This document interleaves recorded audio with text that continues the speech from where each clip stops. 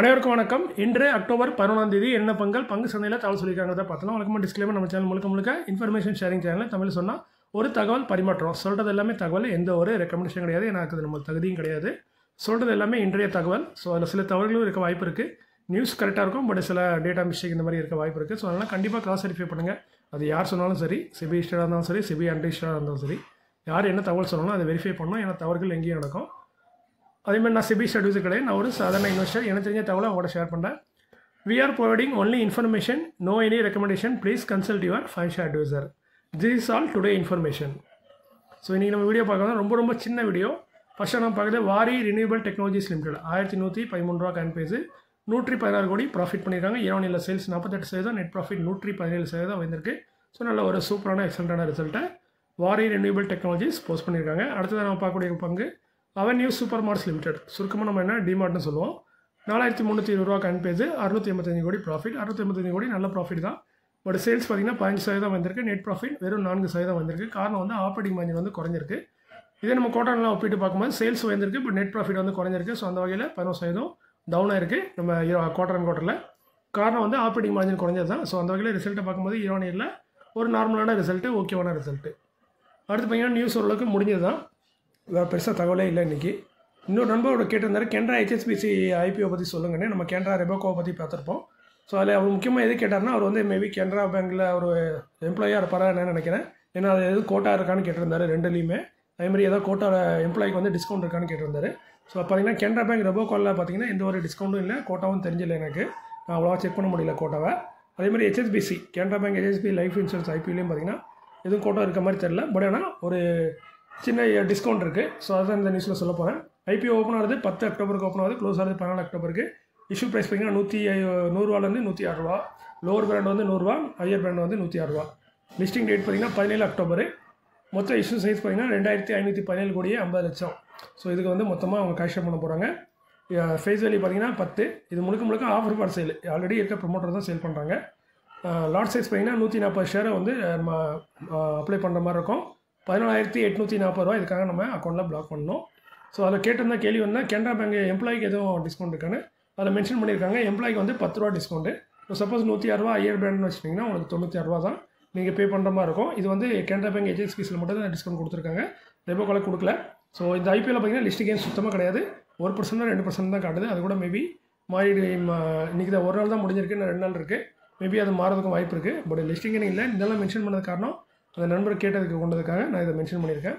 அதுமாதிரி இன்னொரு நண்பர் வந்து கேட்டதாரு, இது மாதிரி நான் டாடா கேபிட்டல் IPOவில் வந்து டிமாண்ட் கம்மியாக தான் இருக்குது அப்படிங்கிறதுக்காண்டி நான் அதில் வந்து லோவர் பிராண்டில் தான் அப்ளை பண்ணேன். பட் இருந்தாலும் எனக்கு IPO அலாட்மெண்ட் ஆகல அப்படின்ட்டு. அதில் முக்கியமாக நோட் பண்ண வேண்டிய விஷயம், அப்ளை பண்ணவங்க எந்த ரேட்டில் அப்ளை பண்ணுறாங்கிறது தான் முக்கியம். அப்ளை பண்ணவங்க குறைவாக இருந்தாலுமே அவங்க கேட்ட ரேட் என்னங்கிறது முக்கியம். ஸோ அதில் கட் ஆஃப் ப்ரைஸ் வந்து மேபி நீங்கள் அப்ளை பண்ணதை விட அதிகமாக இருக்கலாம், இல்லைனா வந்து ஹையர் பிராண்ட்லேயே எல்லாருமே அப்ளை பண்ணியிருக்கலாம். இந்த ரீசனுக்காக உங்களுக்கு அப்போ அலாட்மெண்ட் ஆகிருக்காது. மற்றபடி நீங்களும் ஹையர் பிராண்டோ இல்லை கட் ஆஃப் மார்க்கெட்டோ செலக்ட் பண்ணியிருந்தீங்கன்னா கண்டிப்பாக உங்களுக்கும் அலாட்மெண்ட் ஆகிறதுக்கு சான்ஸ் அதிகமாக இருந்திருக்கும். அதே மாதிரி பார்த்தீங்கன்னா டாடா கேபிட்டல் வந்து ஆல்மோஸ்ட் எல்லாத்துக்குமே 90% மேலே எல்லாத்துக்குமே இப்போ அலாட்மெண்ட் ஆச்சு. LG IPO பார்த்தீங்கன்னா அலாட்மெண்ட் வந்து இன்றைக்கி எனக்கு பார்த்தீங்கன்னா கிடைக்கல. என் பேமெண்ட்டில் வந்து பேமெண்ட்டே ரிலீஸ் பண்ணிட்டாங்க இன்றைக்கி. ஸோ நான் வந்து திரும்ப வேறு எதுக்கும் யூஸ் பண்ணலாம் அந்த பேமெண்ட்டை. ஸோ நிறைய பேருக்கு அலாட்மெண்ட் ஆயிருக்காது, ஏன்னா இது வந்து ரொம்ப டிமாண்டாக இருக்காங்க. ஆனால் என் நண்பர் ஒருத்தருக்கு அலாட்மெண்ட் ஆயிருந்துச்சு, அவர் ஸ்டேட்டஸில் வச்சுருந்தாரு. பட் எனக்கு அவர் வச்சதுக்கப்புறம் தான் நான் செக் பண்ணி பார்த்தேன், எனக்கு பார்த்தா எனக்கு அலாட்மெண்ட் ஆகல. ஸோ நீங்கள் செக் பண்ணணும்னா உங்கள் அக்கௌண்ட்டில் பேமெண்ட் செக் பண்ணாலே தெரிஞ்சிடும். பேமெண்ட் ரிலீஸ் ஆயிருந்துச்சுன்னா உங்களுக்கு வந்து அலாட்மெண்ட் ஆகல. பேமெண்ட் வந்து அக்கௌண்ட்டில் டெபிட் பண்ணியிருந்தாங்கன்னா மேபி உங்களுக்கு அலாட்மெண்ட் ஆகிருக்கும். அப்படி இல்லை நீங்கள் ஆன்லைனில் செக் பண்ணால் கூகுளில் போய் வெறும் KFinTech LG IPO ஸ்டேட்டஸ்னு போட்டிங்கனாவே ஒரு பேஜ் வரும். அந்த பேஜை கிளிக் பண்ணாலே இந்த பேஜ் ஓப்பன் ஆகும். இதில் வந்து LG எலக்ட்ரானிக்ஸை செலக்ட் பண்ணிட்டு அப்ளிகேஷன் நம்பரு இல்லை டிமார்ட் அக்கௌண்ட் நம்பரு இல்லை பேன் நம்பர் ஏதாவது ஒன்று செலக்ட் பண்ணி டீட்டெயில் கொடுத்து சப்மிட் கொடுத்தீங்கன்னா அலாட்மெண்ட் ஆச்சுன்னா அலாட்மெண்ட் காட்டும், இல்லைனா டேட்டா நாட் ஃபவுண்டுன்னு வரும். ஸோ எனக்கு டேட்டா நாட் ஃபவுண்டுன்னு தான் வந்துச்சு. ஸோ எனக்கு இப்போ அலாட்மெண்ட் ஆகல, அது எனக்கு முதல்ல தெரிஞ்சது தான். ஸோ அதனால் LG உங்களுக்கு அலாட்மெண்ட் ஆகிருந்தால் நல்ல ஒரு விஷயம். லிஸ்டிங் கிடைக்கிறதுக்கு வாய்ப்பு இருக்க மாதிரி தெரியுது. எதாக இருந்தாலும் திங்கட்கிழமை வந்து டாடா கேபிட்டல் தெரிஞ்சிடும், செவ்வாய்க்கிழமை வந்து LGயோட நிலைமை என்னங்கிறது தெரிஞ்சிடும். அதேமாதிரி நீங்கள் தமிழில் பார்த்துருப்பீங்க, நம்ம ஸ்டாக் ஸ்பிட்னாலேயே அதிகம் கேள்விப்பட்டிருப்போம்.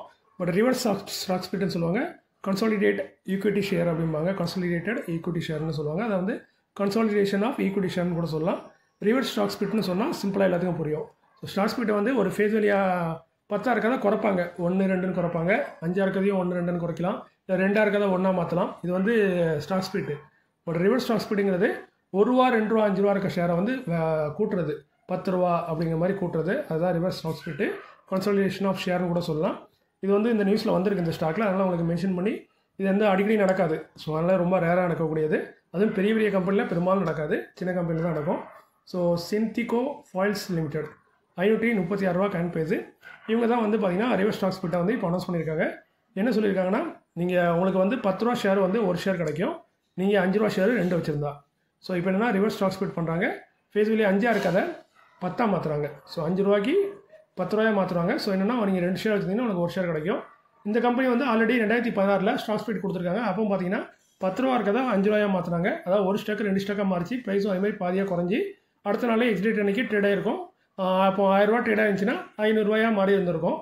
இப்போ என்ன சொல்ல வராங்கன்னா 17 அக்டோபர் தான் ரெக்கார்ட் டேட்டு. அந்த ரெக்கார்ட் டேட்டில் யாரெல்லாம் ஸ்டாக் ஹோல்ட் பண்ணீங்களோ அதுக்கப்புறம் பார்த்தீங்கன்னா உங்களுக்கு வந்து நீங்கள் 2 ஷேர் வச்சுருந்தா ஒரு ஷேர் கிடைக்கும். அதாவது உங்கள் ஷேரோட எண்ணிக்கை வந்து குறைஞ்சிரும், ஆனால் ஸ்டாக்கோட வேல்யூ வந்து டபுள் ஆயிரும். இப்போ 500 ரூபாயில் நீங்கள் க்ளோஸ் ஆச்சுன்னா 1000 ரூபாயில் இன்றைக்கி ஓப்பன் ஆகும். ஸோ பார்த்தீங்கன்னா அந்த 500 ரூபாங்கிறது 1000 ரூபாயாக மாறிடும், ஏன்னா 2 ஸ்டாக்கு ஒரு ஸ்டாக்காக மாறுது. ஸோ இதான் வந்து ரிவர்ஸ் ஸ்டாக் ஸ்பிளிட். இது வந்து ரொம்ப ரேராக இருக்கக்கூடியது, சில கம்பெனி பண்ணுவாங்க. ஆனால் என்ன இதில் ஒரு பெரிய பிரச்சனை இருக்குன்னு பார்த்தீங்கன்னா, நீங்கள் ஸ்டாக் ஸ்பிளிட்டில் வந்து பார்த்தீங்கன்னா ட்ரேடிங் வந்து நடந்துகிட்டே தான் இருக்கும், ஒரு நாள் கூட ஸ்டாப் ஆகாது. நீங்கள் அந்த எக்ஸிட் அன்றைக்கி ப்ரைஸ் குறைஞ்சி ட்ரேட் ஆகிட்டே இருக்கும். பட் இந்த ரிவர்ஸ் ஸ்டாக் ஸ்பிளிட் சொல்லுவாங்கல்ல, கன்சாலிடேஷன் ஆஃப் ஷேர் ஈக்விட்டி ஷேர்னு, இப்படி நடக்கும்போது என்ன நடக்கும்னா, அந்த எக்ஸிட் அந்த ரெக்கார்ட் டேட் சொல்கிறோம் பார்த்தீங்கன்னா 17 அக்டோபர், மேபி எக்ஸிடேட்டும் சேமாக தான் இருக்கும். அந்த டேட்டில் வந்து ஸ்டாக் வந்து ட்ரேட் ஆகாது. ஒரு நாள் முன்னாடி லாஸ்ட்டாக ட்ரேட் ஆனால் தான் லாஸ்ட்டு எக்ஸிட்டுக்கு முன்னாடி வந்து க்ளோஸ் ஆயிரும். திரும்ப பார்த்தீங்கன்னா ஒரு மாதத்துலேருந்து 1.5 மாதம் கூட ஆகும், சில நேரம் 2 மாதம் கூட ஆகலாம். திரும்ப வந்து அவங்க லிஸ்ட் பண்ணுவாங்க, ஒரு புது ஸ்டாக் லிஸ்ட் பண்ணுற மாதிரி. ஸோ அதனால் டைம் அதிகமாக எடுக்கும். ஸோ இந்த மாதிரி டைம் எடுக்கிறனால உங்களுக்கு வந்து கிட்டத்தட்ட 1.5 மாதம் வந்து அந்த ஸ்டாக் உங்கள் அக்கௌண்ட்லேயே காட்டாது, அது காணாமல் போன மாதிரி போயிடும். திரும்ப வந்து 1.5 மாதம் கழிச்சு திரும்ப வரும், திரும்ப ரிஜிஸ்டர் ஆகும்போது. ஸோ இதுதான் கன்சாலிடேஷன் நடக்கக்கூடிய வித்தியாசம். ஸ்டாக் ஸ்பிளிட் வந்து அப்படியே தலைகீழாக, அதில் வந்து குறையுதுன்னா இதில் வந்து ப்ரைஸ் வந்து கூடும், அவ்வளோதான் வித்தியாசம். அதுமாதிரி ட்ரேடிங் ஆகாது, அதான் முக்கியமான விஷயம். ஒரு 15லேருந்து 1 மாதம் இல்லை 1.5 மாதம் கூட உங்களுக்கு வந்து அந்த ஸ்டாக் ட்ரேட் ஆகாமல் காணாமல் போயிடும். ரெண்டாவது எப்போ ரிலீஸ் பண்ணுறாங்களோ அப்போ தான் உங்கள் அக்கௌண்ட்டில் அந்த ஸ்டாக்கே காட்டும். அப்போ வந்து பார்த்திங்கன்னா விலை கூடி காட்டும். இதை நான் வந்து எக்ஸ்பீரியன்ஸ் பண்ணியிருக்கேன். 10 ரூபா ஸ்டாக்கோ 20 ரூபா ஸ்டாக்கோ ஒரு ஸ்டாக் ஒரு 5 ஸ்டாக் வாங்கி வச்சுருந்தேன். அவங்க வந்து 5:1 என்னமோ கொடுத்தாங்க. அதை நீங்கள் 5 ஷேர் வச்சுருந்தா ஒரு ஷேர் உங்களுக்கு தருவோம் அப்படின்னு சொன்னாங்க. ஸோ நான் வந்து ஒரு 5 ஷேர் என்னமோ 10 ரூபா ரேஞ்சிலேயே நினைக்கிறேன், ஒரு பெனி ஸ்டாக் மாதிரி இருந்துச்சு, அதை அந்த இதுக்காண்டி வாங்கினேன். ஸோ பார்த்தீங்கன்னா 5 ஷேர் என்னமோ வச்சுருந்தேன். திரும்ப லிஸ்ட் ஆகும்போது பார்த்தீங்கன்னா 50 ரூபாங்கிற மாதிரி லிஸ்ட் ஆச்சுன்னு நினைக்கிறேன். அந்த பேர் கூட மறந்துட்டேன், பட் ரொம்ப நாள் முன்னாடி. ஸோ ஒரு எக்ஸாம்பிள் சொல்கிறேன். ஸோ நீங்கள் எவ்வளோ ஷேர் வச்சுருக்கீங்களோ அந்த ஷேர் வந்து உங்களுக்கு இப்படி மாறும். ஸோ இங்கே வந்து 2 ஷேர் வந்து ஒரு ஷேராக மாறும். ஸோ இதான் ரிவர்ஸ் ஸ்டாக் ஸ்பிளிட். இது வந்து ரேர்லி நடக்கக்கூடியது. பட் இது வந்து ஒரு கம்பெனி வந்து அவங்க ஸ்டாக்கோட வேல்யூவை கூட்டத்துக்காக செய்யக்கூடிய ஒரு வேலையை. அதுமாதிரி இந்த கம்பெனி முக்கியமாக எதுக்கு செய்கிறாங்கன்னு எனக்கு தெரிஞ்சால், இந்த கம்பெனி வந்து இப்போ தான் வந்து பார்த்திங்கன்னா ஒரு ப்ரொமோட்டர் வந்து வேறு 2 ப்ரொமோட்டர் வந்து அக்வயர் பண்ணிட்டாங்க. கிட்டத்தட்ட 56% ஷேரை வந்து இந்த வந்து வாங்கிட்டாங்க. ஸோ அப்படி வாங்கும்போது என்ன பண்ணுவாங்கன்னா வந்து ஓப்பன் ஆஃபர் கொடுக்கணும். ஸோ ஓப்பன் ஆஃபர் கொடுத்துருக்காங்க. கொடுத்த ப்ரைஸ் பார்த்திங்கன்னா 134 ரூபா, மார்க்கெட்டில் ட்ரேட் ஆகிட்டு இருக்கு 536 ரூபாய்க்கு. இவங்க கேட்குற ப்ரைஸ் வந்து 134 ரூபாய்க்கு எனக்கு திரும்ப தாங்க அப்படிங்கிற மாதிரி கேட்காங்க. பெரும்பாலும் இந்த ஓப்பன் ஆஃபர் வந்து பெரும்பாலும் இப்படி தான் இருக்கும், ட்ரேடிங் ப்ரைஸோட கம்மியாக தான் இருக்கும். 90% யாருமே ரிட்டர்ன் கொடுக்க மாட்டாங்க, தப்பி தவறி வேணால் யாராவது கொடுப்பாங்க, மற்றபடி யாரும் கொடுக்க மாட்டாங்க. ஏன்னா 500 ரூபாய்க்கு நம்ம மார்க்கெட்டில் வைக்கும்போது 130 ரூபாய்க்கு எதுக்கு கம்பெனி கொடுக்கணும்னு சொல்லி கொடுக்க மாட்டாங்க. ஸோ இப்போ நீங்கள் ரிவர்ஸ் ஸ்டாக் ஸ்பிளிட் பண்ணுறனால ஸ்டாக்கோட எண்ணிக்கை வந்து குறையும். மேபி அதுக்கப்புறம் இவங்க வந்து இந்த ஸ்டாக்கை முழுசாக கைப்பற்றிட்டு டீலிஸ்ட் ஆனாலும் ஆகலாம், எப்படின்னு தெரியல. பட் இப்போதைக்கு ரிவர்ஸ் ஸ்டாக் ஸ்பிளிட் அனௌன்ஸ் பண்ணியிருக்காங்க. ஸோ இந்த விஷயம் உங்களுக்கு புதுசாக இருக்கும்னு நினைக்கிறேன். ஸோ அதுக்காக தான் உங்களுக்கு மென்ஷன் பண்ணேன். இந்த ஸ்டாக் வேணால் நீங்கள் வாட்ச் பண்ணுங்கள், நான் பை பண்ணவும் செல் பண்ணவும் சொல்ல, வேணால் வாட்ச் பண்ணுங்கள் என்ன நடக்குங்கிறத. தொடர்ந்து கொஞ்ச நாளைக்கு அதேமாதிரி கொஞ்ச நாளைக்கு ட்ரேட் ஆகாமல் இருக்கும், அதை நீங்கள் பார்த்துட்டு திரும்ப என்றைக்கு ட்ரேட் ஆகுதுங்கிறத செக் பண்ணி பாருங்கள். உங்களுக்கு வந்து இது என்னங்கிற கான்செப்ட் ஈஸியாக புரியும். அடுத்த ஒரு கான்செப்ட் இப்போ ரீசெண்டாக எல்லாம் பார்த்திங்கன்னா தங்கம், எங்கே பார்த்தாலுமே தங்கத்தை பற்றி தான் பேச்சாக இருக்குது. பட் நேச்சுரலாக எனக்கு பார்த்திங்கன்னா தங்கங்கிறது பிடிக்காது, அணியதுக்கும் பிடிக்காது, வாங்குறதுக்கும் பெருசாக பிடிக்காது.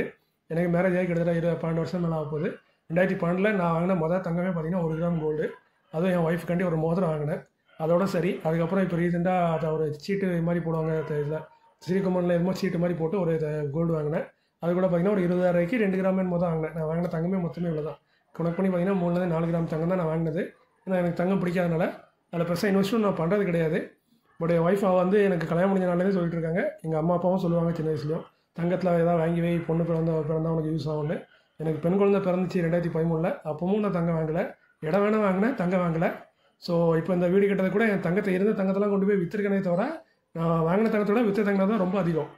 போன வருஷம் கூட ஒரு 1 லட்ச ரூபாய்க்கு தங்கத்தை விற்றேன். அதுக்கு 2 வருஷம் முன்னாடி கூட வீடு வேலை ஸ்டார்ட் பண்ணும்போது ஒரு 1 லட்சம் 1.5 லட்ச ரூபாய்க்கு விற்றேன். கிட்டத்தட்ட பார்த்திங்கன்னா ஒரு 2-3-4 லட்ச ரூபாய்க்கு நான் தங்கத்தை விற்றுருக்கேன் இதுக்கு முன்னாடி, இந்த கடந்த 2-3 வருஷத்தில் அந்த வீடு கட்டுறதுக்காண்டி. இப்போ நான் தங்கம் வாங்குறது ரொம்ப குறைவு. நான் எதுக்கு இதை சொல்கிறேன்னா, அது ஒரு தப்பு தான், தங்கம் வாங்காமல் இருக்க முடியாது. ஏன்னா நம்ம சின்ன வயசுலேயே நம்ம அம்மா அப்பாலாம் சொல்லுவாங்க, ஒன்று தங்கத்தில் போடு, இல்லை ஒன்று பொண்ணில் போடு, இல்லை மண்ணில் போடுன்னு சொல்லுவாங்க. நம்ம அதெல்லாம் கேட்கல. அதுக்கப்புறம் இப்போ நிறைய பேர் யூடியூப்பில் வந்து ரொம்ப தடவை சொல்லியிருக்காங்க வாங்குங்கன்னு, அப்பவும் நம்ம வாங்கலை. பட் இப்போ என்னென்னா இதில் நான் சொல்ல வந்த கருத்து என்னென்னா, தங்கத்தில் பார்த்தீங்கன்னா நம்மளுக்கு வந்து இடிஎஃப்ல நிறைய பேர் வாங்கியிருப்பான்னு சொல்லியிருப்பாங்க, தங்கத்தை வந்து இடிஎஃப்ல வாங்குங்கன்னு. பட் சாவரின் கோல்டு கூட நிறைய பேர் சொல்லியிருக்க மாட்டாங்க. பட் நான் ஒரு வீடியோ போட்டிருக்கேன் சாவரின் கோல்டு பற்றி. அந்த டைமில் தான் இந்த தங்கமும் வாங்கின கூட நான் ஆக்சுவலி வாங்கினதுக்கப்புறம் தான் அதை நான் வந்து ஒரு எக்ஸாம்பிளாக எடுத்து நான் வந்து வீடியோவும் போட்டேன், சாவரின் கோல்டு பாண்டுன்னு அப்படின்னு சொல்லிட்டு. அந்த வீடியோ பழைய வீடியோ நீங்கள் வேணால் பார்க்கலாம். ஸோ அந்த வீடியோவில் பார்த்தீங்கன்னா நான் அந்த ஸ்டாக்கை வாங்குனதுக்கு அப்புறம் தான் போட்டேன். நான் இப்போ வாங்கினதுக்கப்புறம் பார்த்தீங்கன்னா 5561 ரூபாய்க்கு நான் வாங்கினேன். இப்போ பார்த்தீங்கன்னா 8632 எனக்கு ப்ராஃபிட் மட்டுமே இருக்குது. கிட்டத்தட்ட என்ன ப்ராஃபிட் பர்சன்டேஜ் பார்க்கலாம், 155%. நல்ல ப்ராஃபிட்டு. கிட்டத்தட்ட பார்த்தீங்கன்னா 2.5 வருஷம் தான் ஆகுது நான் அப்ளை வாங்கி. 23 மார்ச் 2023 வாங்கினேன். இன்றைக்கி 2025 அக்டோபர் ஆகிட்டு. ஸோ பார்த்துக்கலாம், கிட்டத்தட்ட 2.5 வருஷம் தான் ஆகுது. எனக்கு 155% ரிட்டர்ன் கொடுத்துருக்கு. இதுவே நிறைய பேர் சொல்கிறாங்க கோல்டு இடிஎஃப்ல போட்டவங்களுக்கு நல்ல ரிட்டர்ன் கிடைச்சது. சாவரின் கோல்டு கூட நிறைய பேர் மறுத்தாங்க, அதை வாங்காதீங்க, அவ்வளோ நல்லது இல்லை அப்படின்ட்டு. பட் இங்கே நீங்கள் பார்க்கலாம், இடிஎஃப்ல நீங்கள் போட்டிருந்தீங்கன்னா எப்போ நான் சொல்கிறேன் 2020, அதாவது 5 வருஷம் முன்னாடியே நீங்கள் வாங்கியிருந்தா கூட உங்களுக்கு இப்போ எவ்வளோ ரிட்டர்ன் கிடச்சிருக்குன்னா 126 ரூபா, 26%. நான் 2.5%லேயே 155% வாங்கிட்டேன். இது போக 2 வருஷத்துக்கு எனக்கு வந்து 2.5% கொடுத்துருக்காங்க, 5% வந்துட்டு அப்படியே. அது போக இது 155, கிட்டத்தட்ட 160% மேலே எனக்கு கிடச்சிருக்கு. பட் இந்த நீங்கள் இடிஎஃப்ஓ இல்லை வேறு எதாவது வாங்கியிருந்தீங்கன்னா 126% தான் உங்களுக்கு கிடச்சிருக்கும். நான் ஃபிசிக்கல் கோல்டை சொல்ல, இந்த இடிஎஃப்பை சொல்கிறேன். இடிஎஃப்பும் கிட்டத்தட்ட அதை தான் ஃபாலோ பண்ணோம் கோல்டை. பட் இங்கே பார்த்தீங்கன்னா 126%, அதுவும் நீங்கள் 5 வருஷம் ஹோல்ட் பண்ணலாம். நான் வந்து பார்த்தீங்கன்னா கிட்டத்தட்ட 2 வருஷத்துலேயே 155%. இதுக்கு வேறு எதுவும் காரணம் இல்லை, சாவரின் கோல்டு பாண்டு. பட் அதில் ஒரு பிரச்சனையே இருக்குங்கிறாங்க, இந்த சாவரின் கோல்டு பாண்டை ஸ்டாப் பண்ணிட்டாங்க, ஏன்னா கவர்மெண்ட்டுக்கு லாஸ் ஆகுதுன்னு. பட் கம்பெனி எப்படி கவர்மெண்ட் எப்படி அந்த பணத்தை ரீபேமெண்ட் பண்ணுவாங்கன்னு நம்பிக்கை இருக்குது. அதுமாரி அது ட்ரேட் ஆகிட்டு தான் இருக்குது. நான் நினச்சா கூட நாளைக்கு கூட இது வைக்கலாம். பட் நான் விற்கலை, ஏன்னா வாங்கினது வந்து பார்த்தீங்கன்னா ஒரே ஒரு குவான்டிட்டி தான். இதுதான் பிரச்சனையே. எனக்கு தங்கத்து மேலே இல்லை ஆர்வம் கம்மியாக இருந்தனால வெறும் ஒரு குவான்டிட்டி தான் வாங்கினேன். இதே நான் ஒரு 10-15 வாங்கியிருந்தேன்னா எனக்கு நல்லா ஒரு ரிட்டர்ன் கிடச்சிருக்கும். பட் நான் அப்போதைக்கு ஒரே ஒரு குவான்டிட்டி தான் வாங்கினேன். ஸோ பார்த்தீங்கன்னா இப்போ நல்ல ரிட்டர்னில் தான் இருக்குது. பட் நான் விற்கலை, எதுக்கு இதை விற்கணும்னு சொல்லிட்டு வச்சுருக்கேன். பட் விற்கனா கூட ட்ரேட் ஆகிட்டு தான் இருக்குது டெய்லி. நான் விற்கனா கொடுத்தா நாளைக்கே நினச்சா கூட விற்றுட்டு போயிடலாம். ஸோ இது என்னென்னா இடிஎஃப்பை விட கோல்டு பீஸை விட, அதான் இடிஎஃப்னா கோல்டு பீஸ் தான், கோல்டு பீஸை விட சாவரின் கோல்டு வந்து நல்ல ரிட்டர்ன் கொடுத்துருக்குங்கிறத ஒரு எக்ஸாம்பிள் சொல்லுறது தான். ஸோ இது நிறைய பேர் மறுத்துருப்பாங்க. ஸோ அதுக்காக இந்த வீடியோ போட்டிருக்கேன்னு வச்சுக்கலாம். இல்லைனா என்னோட கருத்தை நான் சொல்கிறதுக்காண்டி போட்டிருக்கேன்னு வச்சுக்கலாம். பட் இங்கே யாரையும் தாக்க வேண்டிய விஷயம் இல்லை. பட் கோல்டு வாங்குறது ரொம்ப நல்ல விஷயம். அது இப்போன்னு இல்லை, அதில் வந்து நம்ம பழைய காலத்துலேருந்தே சொல்லிட்டு வராங்க, நம்ம அம்மா அப்பா காலத்துலேருந்து. ஸோ கோல்டுங்கிறது என்றைக்குமே ஒரு நிலையான ஒரு அசெட் தான், ஒரு ஃபியூச்சர் இருக்குது தான். பட் கடந்த ஒரு 5-6 வருஷத்தில் நல்ல ஒரு ரிட்டர்ன் கொடுத்துருக்கு. அது யாருமே எதிர்பாராத ரிட்டர்னுங்கிறத எல்லாருமே ஒத்துக்கிடுவாங்க. நான் மட்டும் இல்லை, நீங்களும் ஒத்துக்கிடுவீங்க. ஏன்னா அது ஒரு எதிர்பாராத ரிட்டர்ன் தான் இப்போ கொடுத்துருக்கு. இது வரைக்கும் கொடுக்காத ஒரு ரிட்டர்னை கோல்டு கொடுத்துருக்கு. அதுக்கு நிறைய சூழ்நிலை காரணம்னு சொல்லலாம். பட் இருந்தாலும் கொடுத்துருக்கு, அதான் உண்மை. ஸோ அந்த வகையில் நான் கோல்டு மிஸ் பண்ணிட்டேன். ஸோ நீங்கள் எல்லாம் நல்லா கோல்டு சேர்த்துருப்பீங்கன்னு நினைக்கிறேன். மீண்டும் ஒரு நல்ல காலையில் உங்களை திரும்பவும் சந்திக்கிறேன். இப்படிக்கு உங்களில் ஒருவன். நன்றி, வணக்கம்.